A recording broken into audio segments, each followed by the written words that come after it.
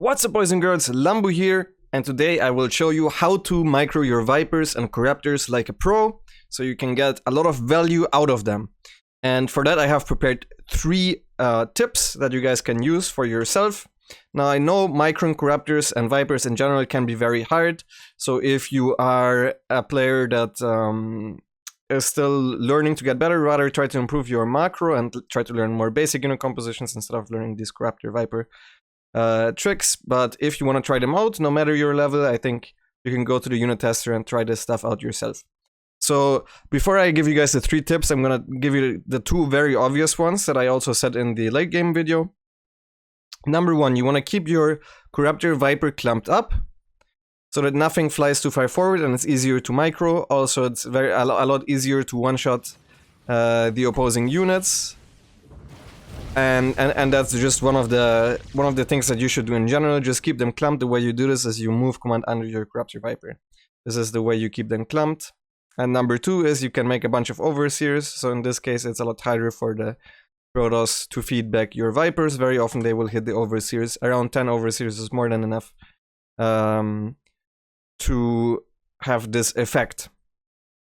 So now let's go with the actual tips that I meant in the title of the video. Number 1 is you should deselect your Vipers as you abduct. Every single time you abduct, very often what I see from you guys is this. Wait. I'm not even sure how to do it poorly. Okay. So what I see is this. And then the Vipers fly forward, and then your Vipers die. You see this? So the way you avoid this as you're abducting units is very simple. After you abduct, you obviously run back, and then you have 3 different ways of deselecting the Vipers before you shoot. Number 1 is, as I fly back, I'm gonna show this very in slow motion, so I would press the abduct, I right click away, and I control click the Corruptors down here. This is how I usually do it.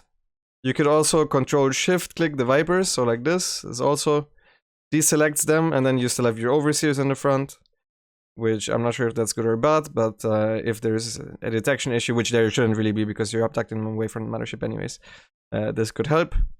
Or the third thing that you can do, which is a little bit harder because you might misclick, especially if you're clamped up, is you abduct, and then you go back and you control click the Corruptors like this. All 3 options are fine.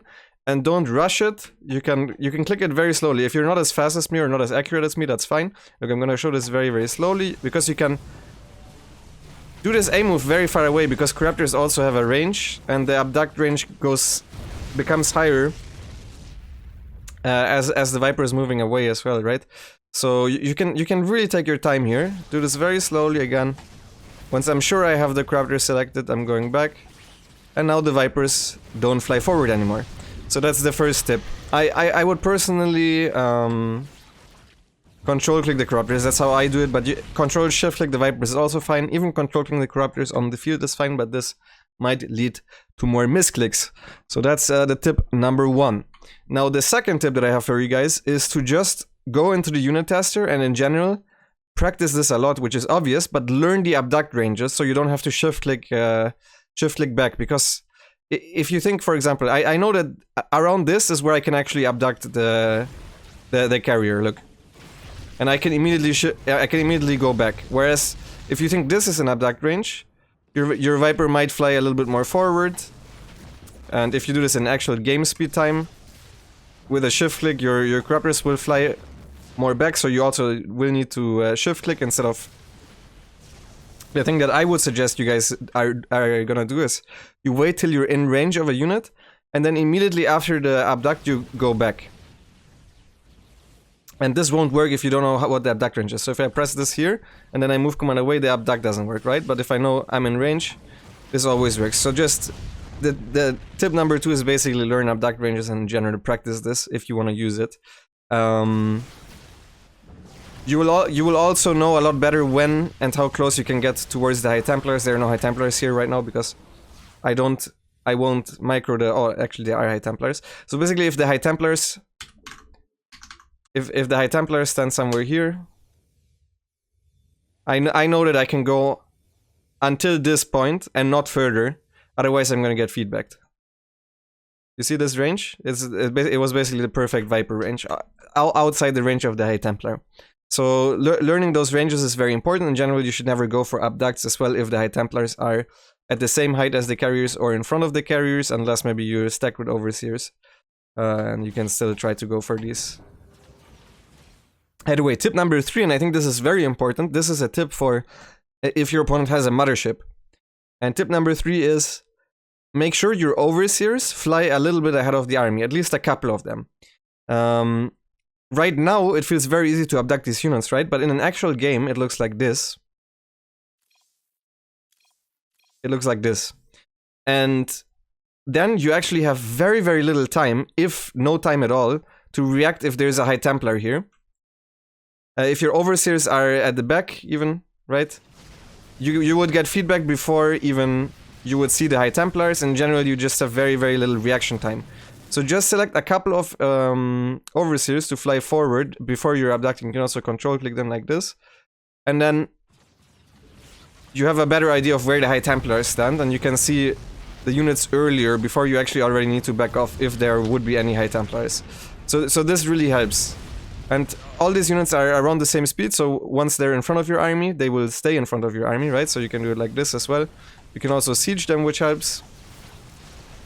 But in general, I just want you guys to know that if there's a mothership and your opponent actually controls it, so you can't just abduct it blindly, the detection range is the same as the feedback range, very similar to the abduct range as well. So making sure some overseers fly ahead of you is can help a lot, especially if you want to abduct units away from spore crawler lines. Because this looks very scary without the overseers. I'm just going to show this. So if I approach this, I don't know if there's High Templars here. I don't know, and he could already be feedbacking and storming me, right? So if I have the overseers slightly behind, I would get feedback if there was a High Templar here. Whereas if I have these in front, I'm like, oh, okay, there are no units here. There are no High Templars here. I can just go for the abducts, right? And then one last tip, and this is also relatively important. This is a bonus tip, because this also might be obvious to a bunch of you guys. Do not abduct too many units at once. I know it's fantastic to have abduct on rapid fire, and you guys can use rapid fire, but that's actually useless. No. Like what I'm doing here, that's not good, because then the Protoss attack moves, and then your Corruptors start dying. Just try to abduct 1 or 2 units at a time, not too many, okay? So yeah, I know this army is very hard to control, so I wanted to give you guys a couple of tips that might help you. In general, you guys just need to learn it. The easiest thing to do is still this one. It's the loco maneuver, where you just go inside this parasitic bomb and you stand inside, and then this is where you focus fire stuff.